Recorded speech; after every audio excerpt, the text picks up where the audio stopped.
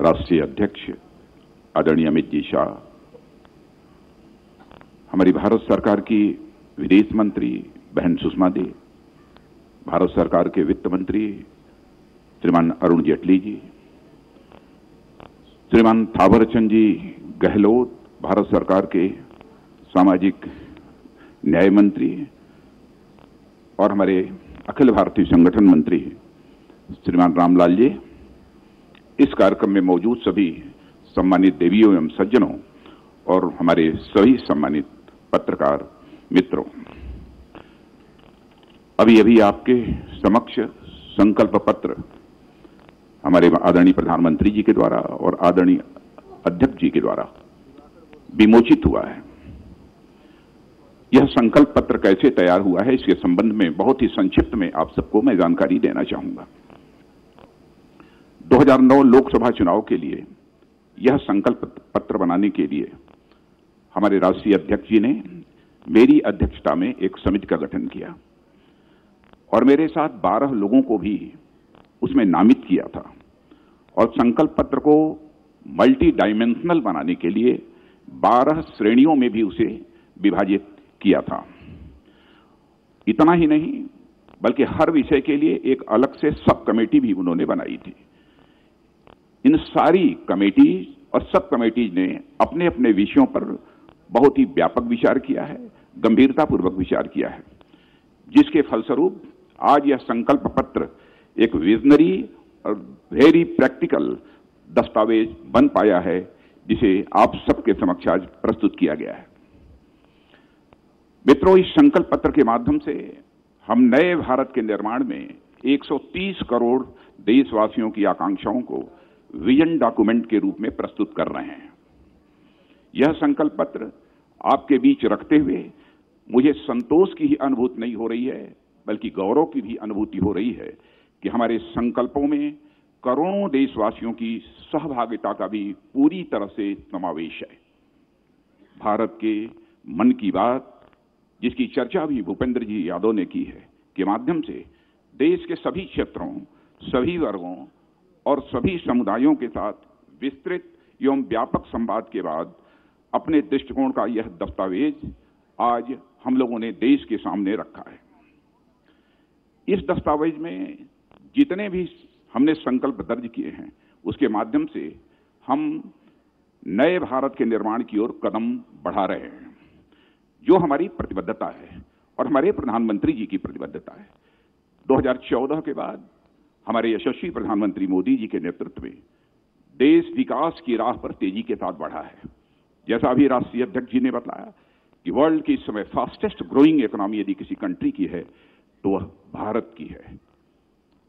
अंतर्राष्ट्रीय जगत में भारत की प्रतिष्ठा बढ़ी है और हम अब धीरे धीरे वर्ल्ड की टॉप 3 कंट्रीज में, इकोनॉमी की साइज को लेकर वर्ल्ड की टॉप 3 कंट्रीज में आना चाहते हैं। यह हमारा संकल्प है। 2014 के पहले यूपीए के शासनकाल में ठप पड़े विकास को पुनः पटरी पर लाना, यह हमारी सरकार के लिए बहुत चुनौती भरा काम था, परंतु हमारी सरकार ने इस चुनौती को स्वीकार किया और इस संबंध में हमने कामयाबी भी हासिल की। जहां तक हमारे प्रधानमंत्री जी का प्रश्न है और उनके नेतृत्व की सरकार, इन दोनों के प्रति मैं विश्वास के साथ कह सकता हूं कि देश की जनता का विश्वास भी बढ़ा है और विश्वास ही नहीं बढ़ा है बल्कि देश की जनता का भरोसा भी उनके प्रति बढ़ा है। इसमें भी कहीं दो मत नहीं है कि विकास का चक्का इस समय तेजी के साथ चलना प्रारंभ हुआ है। जहां आवश्यक हुआ है चेंजेज करने में भी रंच मात्र संकोच नहीं किया है। जहां तक देश की बाह्य और आंतरिक सुरक्षा का प्रश्न है, उसको सुनिश्चित करने के लिए हमने भरपूर प्रयत्न किया है और देशवासियों के मन में सुरक्षा का भाव भी पैदा करने में काफी हद तक कामयाबी हासिल की है। यह सब करते हुए हमने एक रेस्पॉन्सिबल, एक सेंसिटिव और एक फॉर्म कन्विक्शन वाली सरकार की मिसाल देशवासियों के समक्ष प्रस्तुत की है। हमारी सरकार ने पीपल पार्टिसिपेशन को गुड गवर्नेंस का एक महत्वपूर्ण अंग माना है। हमने पॉलिसी मेकिंग में भी लोगों की भागीदारी तय की है और इस संकल्प के निर्माण में भी जन भागीदारी को पूरी तरह से सुनिश्चित करने की भरपूर कोशिश की है। भारत के मन की बात को जानने के लिए हम लोगों ने एक लंबा कार्यक्रम चलाया है। हमने करोड़ों लोगों से संपर्क किया है और अलग अलग माध्यम से लाखों सुझाव भी हमको प्राप्त हुए हैं। लगभग 300 रथ, लगभग 7,700 सुझाव पेटियां और 110 से अधिक संवाद कार्यक्रम और 4,000 से अधिक भारत के मन की बात के कार्यक्रम यह संपन्न हुए हैं। इतना ही नहीं, हम लोगों ने सोशल मीडिया का भी सहारा लिया है। सोशल मीडिया के माध्यम से भी लोगों के मन की बात को समझने की हम लोगों ने अपनी तरफ से भरपूर कोशिश की है।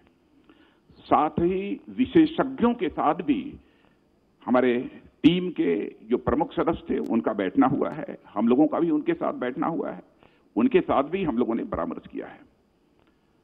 जहां तक इस संकल्प पत्र का प्रश्न है, हमारा संकल्प पत्र पिछले 5 वर्षों की उपलब्धियों को आधार मानकर अगले 5 साल में हम आगे ले जाने के लिए देश को हम अपना यह दृष्टि पत्र आज प्रस्तुत हम लोगों ने किया है। 130 करोड़ देशवासियों की आकांक्षा को पूरा करने वाला यह हमारा संकल्प पत्र है। आजादी के 75 वर्ष पूरे होने पर जिस नए भारत के निर्माण के प्रति हमारी सरकार की प्रतिबद्धता है, उसे दोहराते हुए यह संकल्प पत्र आज आदरणीय प्रधानमंत्री जी की, आदरणीय अध्यक्ष जी के द्वारा देश को समर्पित किया गया है। मित्रों, मैं यह भी कहना चाहूंगा, जब भी चुनाव होते हैं बराबर घोषणा पत्र और तरह तरह के नामों से माने मैनिफेस्टो हर राजनीतिक पार्टी के द्वारा जारी किया जाता है। इतना ही नहीं, चुनावों के द्वारा राजनीतिक पार्टी के नेताओं के द्वारा लोगों से तरह तरह के वादे किए जाते। जो भी वादे नेताओं के द्वारा पहले किए गए, शायद वह आंशिक रूप से पूरे हो गए होते तो आज हमारा भारत दुनिया का सबसे ताकतवर देश बन गया होता, हमारा भारत दुनिया का धनवान देश बन गया होता। नेताओं की कृति और कथन, वर्ड्स और डीड्स, इनमें अंतर होने के कारण ही भारत में एक विश्वास का संकट, क्राइसिस ऑफ क्रेडिबिलिटी पैदा हुई है। और मैं कहना चाहूंगा कि हमारे प्रधानमंत्री जी का बार बार आग्रह रहता है कि भारत की राजनीति में जो है क्राइसिस ऑफ क्रेडिबिलिटी पैदा हुई है, इसको भी हमें चुनौती के रूप में स्वीकार करना है। और मैं कह सकता हूं कि 2014 में जो हम लोगों ने घोषणा पत्र जारी किया था, उसमें मैं पार्टी का राष्ट्रीय अध्यक्ष था। हमारे प्रधानमंत्री जी के नेतृत्व में इस सरकार ने उसे पूरा करने की अपनी तय भरपूर कोशिश की है। जो कहा था उसे किया था, यानी क्राइसिस ऑफ क्रेडिबिलिटी को हम लोगों ने चुनौती के रूप में स्वीकार किया है और हम उस पर विजय प्राप्त करने में भी कामयाब रहे हैं। मैं इस संकल्प पत्र के कुछ प्रमुख बिंदुओं की तरफ आपका ध्यान आकर्षित करना चाहूंगा। विस्तार में यदि मैं जाऊंगा तो लंबा समय लगेगा। जहां तक इस संकल्प पत्र का प्रश्न है, यह वेबसाइट पर अपलोड हो चुका है, आप लोगों तक थोड़ी ही देर में पहुंच जाएगा या पहुंच गया होगा। राष्ट्रवाद के प्रति हमारी पूरी प्रतिबद्धता है और इतना ही नहीं, आतंकवाद का जहां तक प्रश्न है उसके प्रति हमारी जीरो टॉलरेंस की पॉलिसी थी, है और जब तक आतंकवाद समाप्त नहीं होगा तब तक हमारी यह जीरो टॉलरेंस की पॉलिसी आतंकवाद के प्रति रहेगी।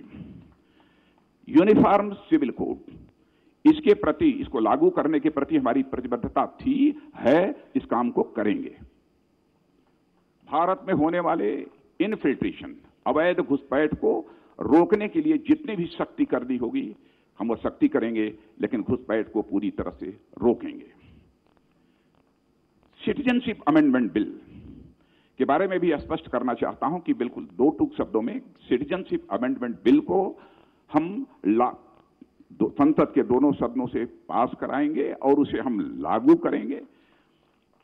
लेकिन यह भी आश्वस्त करना चाहते हैं, हम किसी भी राज्य की, चाहे कल्चरल हो अथवा लिंग्विस्टिक हो, आइडेंटिटी पर आंच नहीं आने देंगे। जो भी उनकी पहचान है उसकी पूरी तरह हम प्रिजर्व करेंगे उसे, और उसे हम पूरी तरह से प्रोटेक्ट करेंगे। सब मिला जुला कर कहना हो तो मैं कह सकता हूं कि देश की सुरक्षा के साथ हमारी सरकार किसी भी सूरत में समझौता नहीं करेगी। राम मंदिर का जहां तक प्रश्न है, पिछले चुनावी घोषणा पत्र में भी हम लोगों ने जो संकल्प किया था उसी संकल्प को हम दोहराते हैं। सभी संभावनाओं को तलाश करेंगे और हमारा यह प्रयत्न होगा कि जल्दी से जल्दी सौहार्दपूर्ण वातावरण में भव्य राम मंदिर का निर्माण हो जाए। मैं यहां पर जो इस देश का सबसे बड़ा प्रोड्यूसर और सबसे बड़ा कंज्यूमर है, फार्मर, उसके बारे में कहना चाहूंगा। हमारे प्रधानमंत्री जी ने शासन की बागडोर संभालते ही कहा था कि हम 2022 आते आते किसानों की आमदनी दोगुना करेंगे। यह हम फिर से अपने उसी संकल्प को दोहरा रहे हैं और उस दिशा में हम 5 वर्षों में तेजी से आगे बढ़े हैं। घोषणा इस संकल्प पत्र में यह भी कहा है कि 1 लाख तक का जो क्रेडिट कार्ड पर लोन मिलता है, 1 लाख तक का क्रेडिट कार्ड पर जो लोन मिलता है, उस पर 5 वर्षों के लिए रेट ऑफ इंटरेस्ट 0% होगा, 0% ब्याज दर पर 1 लाख का वो कर्ज लेंगे। ग्रामीण क्षेत्रों का विकास, हमारी यह धारणा है कि जब तक इस देश के किसानों का विकास नहीं होगा, जब तक इस देश के गांवों का विकास नहीं होगा, तब तक सचमुच हमारे देश के विकास का जो स्वप्न है वह साकार नहीं हो पाएगा। इसीलिए दृढ़ इच्छा शक्ति का परिचय देते हुए हम लोगों ने फैसला किया है कि हमारे प्रधानमंत्री जी ने, अध्यक्ष जी ने, कि 25 लाख करोड़ तक का ग्रामीण क्षेत्र के विकास पर 5 वर्षों में खर्च करेंगे। 25 लाख करोड़। अभी हाल में ही एक किसान सम्मान निधि योजना आदरणीय प्रधानमंत्री जी के द्वारा लॉन्च की गई थी। यानी एक इनकम सपोर्ट था इस देश के किसानों के लिए। 6,000 रुपया प्रति वर्ष जिनके पास 2 हेक्टेयर से कम की जमीन है उनको दिया जाएगा। पहली किस्त जा चुकी है, दूसरी किस्त जाने वाली है। लेकिन मैं यहां प्रशंसा करना चाहता हूं प्रधानमंत्री जी की संवेदनशीलता को। जब इनके साथ इस संकल्प पत्र को तैयार करने के लिए बैठे थे तो उन्होंने ये कहा, प्रधानमंत्री जी ने, कि मुझे कुछ अजीबोगरीब लगता है कि हम कोई भी लाभ यदि देना है तो केवल कुछ ही लोगों तक हम क्यों सीमित रखना चाहते हैं। 2 हेक्टेयर तक का ही किसान नहीं, बल्कि जो भी किसान होगा उस सभी किसानों को हम यह इनकम सपोर्ट 6,000 रुपये का देंगे। यह जो है उन्होंने कहा और उसको हम लोगों ने अपने संकल्प पत्र में शामिल किया है। सभी किसानों को यह किसान सम्मान निधि का लाभ मिलेगा। बड़ी बात यह भी हम लोगों ने फैसला किया है, आजाद भारत के इतिहास में शायद किसी ने सोचा नहीं होगा कि स्मॉल और मार्जिनल फार्मर्स, छोटे और सीमांत किसानों को पेंशन की सुविधा भी देंगे। 60 वर्ष के बाद पेंशन की सुविधा भी देंगे।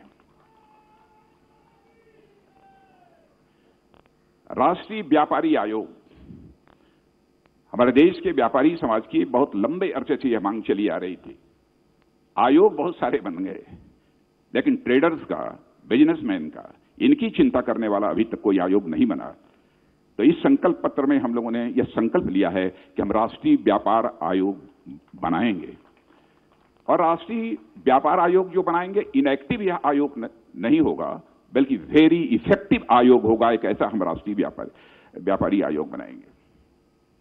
यदि हम लघु और सीमांत किसानों को पेंशन दे रहे हैं तो अपने देश के हम अपने व्यापारियों को नहीं छोड़ सकते। इसीलिए हम लोगों ने यह भी संकल्प पत्र में कहा है कि हम देश के छोटे दुकानदारों को भी पेंशन की सुविधा 60 वर्ष के बाद मुहैया कराएंगे। समावेशी विकास, इंक्लूसिव ग्रोथ इस देश का होना चाहिए। यह हम सबकी चाहत है। समाज के सभी वर्ग, चाहे एससी हो, चाहे एसटी हो, चाहे महिला हो, दिव्यांग हो, कोई छूटे ना, सबका विकास होना चाहिए। यह इसका पूरा संकल्प हम लोगों ने अपने संकल्प पत्र में लिया है। और मैं आपसे निवेदन करूंगा कि आप जो हमारा संकल्प पत्र है उसके डिटेल में, उसके विस्तार में जाएं तो सारी चीजें आपको वहां पर मिल जाएंगी। एक संकट, और संकट ही नहीं बल्कि वैसे देश की एक चुनौती भी मानता हूं, जो समय समय पर पैदा हुआ है, रीजनल डेवलपमेंट को लेकर रीजनल इम्बैलेंस, क्षेत्रीय असंतुलन। हम लोगों ने यह तय किया है कि भारत के अंदर जो रीजनल इम्बैलेंस है उसको हम समाप्त करके ही दम लेंगे। और मैं प्रधानमंत्री जी को विशेष रूप से बधाई देना चाहता हूं। जब से आपने प्रधानमंत्री की जिम्मेदारी सौंपी है, बराबर आपने इसकी चर्चा की है और क्षेत्रीय असंतुलन को कम करने के लिए धीरे धीरे उसे पूरे समाप्त करने के लिए आपने कई प्रभावी कदम भी उठाए हैं। एक और आपको याद दिलाना चाहता हूं, प्रधानमंत्री जी ने यह भी कहा था, चुनाव को लेकर इस देश को बहुत बड़े खर्च का वहन करना पड़ता है, बहुत बड़े खर्च की जिम्मेदारी संभालनी पड़ती है। पैसा किसका खर्च होता है? जो हमारे देश के आम नागरिकों की जेब से पैसा आता है, करों के रूप में, वही खर्च होता है। कोई भी संवेदनशील प्रधानमंत्री होगा, स्वाभाविक रूप से उसके मन के अंदर यह भाव पैदा होगा। तो प्रधानमंत्री जी ने उसी समय कहा, देश की जनता का आह्वान किया था, इस पर बहस होनी चाहिए कि देश में सारे चुनाव साथ हों,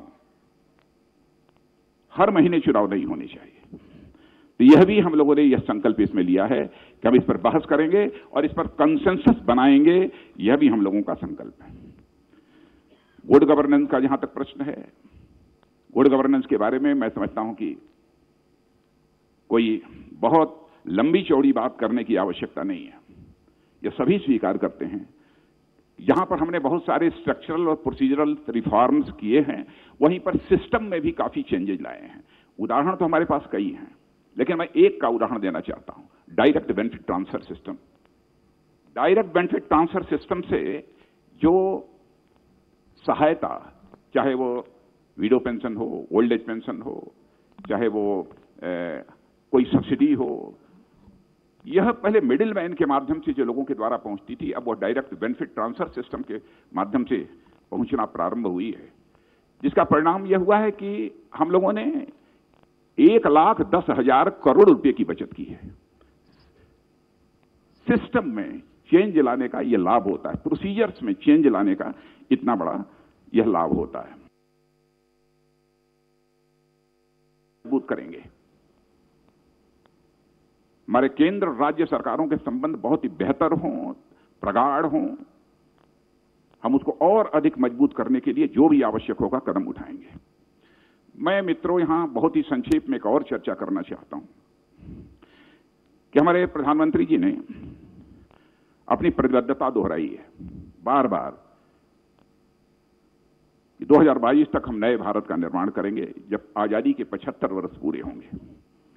तो उसको पूरा करने के लिए हम क्या क्या करने वाले हैं। तो ऐसे हमने लगभग 75 स्टेप्स, 75 कदम तय किए। मैं उनमें से सारे पॉइंट्स की चर्चा नहीं करूंगा, लेकिन कुछ सैलिएंट पॉइंट्स कि 2022 तक किसानों की आय को 2 गुना करेंगे और 60 वर्ष की आयु के उपरांत सामाजिक सुरक्षा सुनिश्चित करने के लिए छोटे और सीमांत किसानों हेतु पेंशन योजना, इसकी मैंने चर्चा कर दी है। प्रधानमंत्री कृषि सिंचाई योजना के अंतर्गत सभी सिंचाई परियोजनाएं पूरी करने की दिशा में काम करेंगे, क्योंकि की दिशा में से इरिगेशन के बहुत सारे प्रोजेक्ट जो है लंबित पड़े हुए हैं, उन्हें पूरा करेंगे। और मूलधन के सामान्य पर भुगतान की शर्त पर 0% ब्याज दर पर 1 से 5 वर्ष के लिए 1 लाख रुपए तक का हम कृषि ऋण देंगे, इसकी भी चर्चा की है मैंने। और लैंड रिकॉर्ड का डिजिटाइजेशन करेंगे, उसका जो है हम डिजिटीकरण करेंगे। युवाओं के लिए और शिक्षा के क्षेत्र में कई कदम हैं, लेकिन 2 की मैं यहां चर्चा करना चाहूंगा। उत्कृष्ट प्रबंधन संस्थाओं में सीटों की संख्या बढ़ाने के दिशा में भी हम काम करेंगे। हम सीटों की संख्या मैनेजमेंट के जितने भी इंस्टीट्यूट्स हैं उसमें बढ़ाने का प्रयत्न करेंगे। जो हमारे एक्सेलेंट हमारे इंजीनियरिंग इंस्टीट्यूशंस हैं, उनमें भी हम सीटों के नंबर को बढ़ाएंगे। एक्सेलेंट इंजीनियरिंग कॉलेजेस, जो संस्थाएं हैं इंजीनियरिंग की, उनमें भी हम बढ़ाएंगे। और इतना ही नहीं, लॉ से जुड़े जितने भी इंस्टीट्यूट्स हैं, लॉ कॉलेजेस हैं, उनमें भी सीटों को बढ़ाने की दिशा में हम कदम उठाएंगे। बुनियादी ढांचा माने एक इंफ्रास्ट्रक्चर डेवलपमेंट के लिए प्रत्येक परिवार के लिए पक्का मकान, जिसको कि अध्यक्ष जी ने भी कहा है, अधिक से अधिक ग्रामीण परिवारों के लिए एलपीजी गैस सिलेंडर। लेकिन अध्यक्ष जी ने कहा है कि हम सभी गरीब परिवारों के लिए एलपीजी गैस सिलेंडर मुहैया कराएंगे, तो हम इस लक्ष्य को हासिल करके ही दम लेंगे। सभी घरों का 100% विद्युतीकरण, power in every village, power for all, यही लक्ष्य रखकर हमारी यह सरकार मोदी जी के नेतृत्व में काम कर रही है। प्रत्येक घर में शौचालय, 98% घरों में इस लक्ष्य को हमने हासिल किया है। सभी घरों में स्वच्छ पेयजल की उपलब्धता, यह भी हम करेंगे। सभी घरों में स्वच्छ जल पीने के लिए मिले, पीने का पानी मिलना चाहिए। नेशनल हाईवेज का काम बहुत अच्छा हुआ है। नेशनल हाईवेज की लंबाई है जितनी, उसको हम 2 गुना करेंगे, जस्ट डबल करेंगे। हम इस लक्ष्य के साथ अपने कदम आगे बढ़ाएंगे। और शहरों और गांवों में ODF प्लस और ODF 2+ दर्जा प्राप्त करने के लिए स्वच्छ भारत मिशन के अंतर्गत 100% कचरा संग्रह सुनिश्चित करेंगे। Waste management 175 gigawatt renewable energy, नवीकरणीय ऊर्जा क्षमता के लक्ष्य को हम प्राप्त करेंगे। रेलवे की दृष्टि से 2022 तक सभी जितने भी रेल पटरियां हैं, कोशिश यही होगी कि लगभग अधिकांश रेल पटरियों का ब्रॉड गेज में परिवर्तन हो जाए। 2020 तक यह भी हम लोगों की कोशिश होगी कि सभी रेल पटरियों का इलेक्ट्रिफिकेशन, विद्युतीकरण, वह पूरा हो जाए। हेल्थ की दृष्टि से आयुष्मान भारत के अंतर्गत 1.5 lakh health and wellness centre खोले जाएंगे। यह सिर्फ काम चल रहा है। 75 नए मेडिकल कॉलेजेस और पोस्ट ग्रेजुएट मेडिकल कॉलेजेस की भी स्थापना की जाएगी। और गरीबों के लिए उनके दरवाजे पर ही गुणवत्तापूर्ण प्राथमिक चिकित्सा सेवा सुनिश्चित करने के उद्देश्य से सभी स्वास्थ्य एवं वेलनेस केंद्रों पर टेलीमेडिसिन एवं डायग्नोस्टिक लेबोरेटरी उपलब्ध कराने का भी हम लोगों ने लक्ष्य सामने रखा है। ट्रेन्ड डॉक्टर और जनसंख्या का अनुपात आज बहुत अधिक है। डॉक्टर्स की संख्या हमारे कम है। पूरी कोशिश हम लोगों की होगी ट्रेन्ड डॉक्टर और जनसंख्या के बीच का रेशियो कम से कम 1:1400, 1:1400 हो जाए। यह हमारी यह पूरी कोशिश होगी। पोषण अभियान के अंतर्गत कुपोषण का स्तर घटाने के लिए और कुपोषण में कमी का दर तेज करने का भी लक्ष्य हम लोगों ने निर्धारित किया है। इकोनॉमी, अर्थव्यवस्था, इसका जहां तक प्रश्न है, यह बताने की आवश्यक नहीं है, सारा देश अब इसमें परिचित है। Ease of doing business ranking में भारत की रैंक और भी बेहतर बनाने का काम करेंगे, और भी बेहतर। अभी मैं बोल नहीं रहा हूं कि टॉप 20 में रहेंगे, कहां रहेंगे, लेकिन यह हमारा लक्ष्य है। अभी तक निर्यात, एक्सपोर्ट, उसको 2 गुना करने की दिशा में हमारा यह अब प्रयत्न होगा। और सूक्ष्म, मध्यम और लघु उद्योगों के लिए एक खिड़की अनुपालना एवं विवाद समाधान प्रणाली तैयार करने की दिशा में काम करेंगे। यानी हमारे MSME के जो उद्योग समस्याओं का समाधान हो, यह हम पूरी तरह से सुनिश्चित करेंगे। स्थिर कर प्रणाली सुनिश्चित करने की दिशा में भी कार्य करेंगे। गुड गवर्नेंस की दृष्टि से प्रत्येक व्यक्ति को 5 किलोमीटर के भीतर बैंकिंग सेवा उपलब्ध हो, इसे हम इंश्योर करेंगे। अदालतों का भी डिजिटाइजेशन का सिलसिला चल रहा है। हम इसको डिजिटाइज भी करने की कोशिश करेंगे और इसे मॉडर्नाइज भी करने की कोशिश करेंगे। डिजिटल ट्रांजैक्शन, डिजिटल लेन देन को भी हम बढ़ावा देंगे। और जहां तक सरकारी प्रक्रियाओं का प्रश्न है, उसे पूरी तरह से डिजिटल बनाएंगे। इंक्लूसिव ग्रोथ, सभी बच्चों का टीकाकरण इस काम को हुआ है, और सभी सरकारी इमारतों को सुगम बनाने का भी प्रयास करेंगे। हर आदिवासी स्वतंत्रता सेनानी, हम 6 आदिवासी स्वतंत्रता सेनानी संग्रहालयों के निर्माण का कार्य हम पूर्ण करेंगे आदिवासियों के लिए, जो उनके स्वतंत्रता सेनानी हैं। पंच तीर्थ सर्किट का विकास पूरा करने की दिशा में हम काम करेंगे। जैन समाज, छोटे दुकानदारों को प्रधानमंत्री श्रम योगी मानधन योजना में सम्मिलित करेंगे, और सभी असंगठित मजदूरों के लिए व्यापक सामाजिक सुरक्षा कवरेज के साथ बीमा, पेंशन आदि यह सब सुनिश्चित करेंगे। महिलाओं के लिए महिला कार्यबल भागीदारी दर बढ़ाने की दिशा में काम करेंगे। वैसे हमारे यहाँ महिलाओं का पार्टिसिपेशन, अन्य सर्विसेज की बात छोड़ दीजिए, हमारी फोर्सेस में भी बढ़ा है, काफी बढ़ा है। देखिए और अधिक आगे बढ़ाएंगे। 3 तलाक के विरुद्ध कानून बनाकर मुस्लिम महिलाओं के लिए हम न्याय सुनिश्चित करेंगे। सांस्कृतिक धरोहर 2022 तक स्वच्छ गंगा का लक्ष्य हम प्राप्त करेंगे। स्वदेश दर्शन, प्रसाद और हृदय योजना के अंतर्गत सभी परियोजनाओं के कार्य को शीघ्रता से पूरा करेंगे। सभी राष्ट्रीय संग्रहालयों के संग्रहों का डिजिटाइजेशन करेंगे। मित्रों, यह सब जो प्रमुख हमारे विजन डॉक्यूमेंट के बिंदु थे, पॉइंट्स थे, उस ओर मैंने आप सबका ध्यान आकर्षित किया है।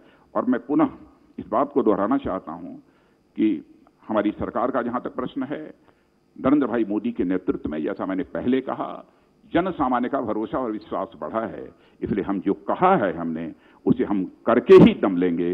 इसी संकल्प के साथ हम यह संकल्प पत्र देशवासियों के समक्ष प्रस्तुत कर रहे हैं। आप सबको बहुत बहुत धन्यवाद। माननीय राजनाथ जी के द्वारा संकल्पित भारत और सशक्त भारत का जो पूरा दृष्टिकोण प्रस्तुत किया है, अब मैं निवेदन करूंगा